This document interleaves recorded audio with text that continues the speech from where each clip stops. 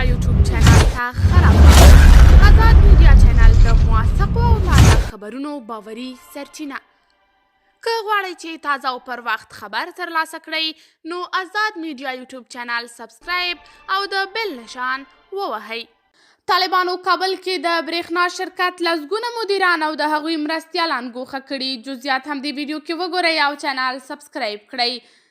د برېښنا شرکت ځینو سرچینو ویلي چې طالبانو د دغه شرکت لسګونه سیمه ییز مدیران او د هغوی مرستیالان له دندو ګوښه او پر ځای یې تر ډیره دوی ته منسوب کسان ګمارلي دي. برېښنا شرکت بیا په یوه اعلامیه کې ویلي چې دغه کار یې د چارو د ښه والي په موخه کړی.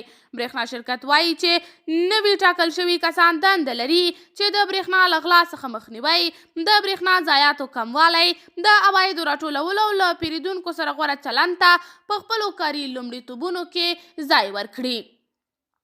په وروستیو کې له مختلفو مسلکي ادارو څخه د ورته بدلونونو خبرونه ورکول کیږي او طالبان د غیر طالبانو په تصفیې تورنیږي. طالبانو مخکې ژمنه کړې وه چې له سیاسي بستونو پرته د ادارو په تشکیلاتو کې غرض نه لري، خو اوس ویل کیږي چې په ډېرو ادارو کې یې له عادي مسلکي بستونو هم د جمهوري نظام منسوبین ګوښه کړي او پر ځای یې طالب منسوبین ګمارلي دي. قدرمنو لیدونکو، تاسې د طالبانو دا کړنه څنګه ارزوئ؟ کمنټ کې شریک او چینل سبسکرایب کړئ.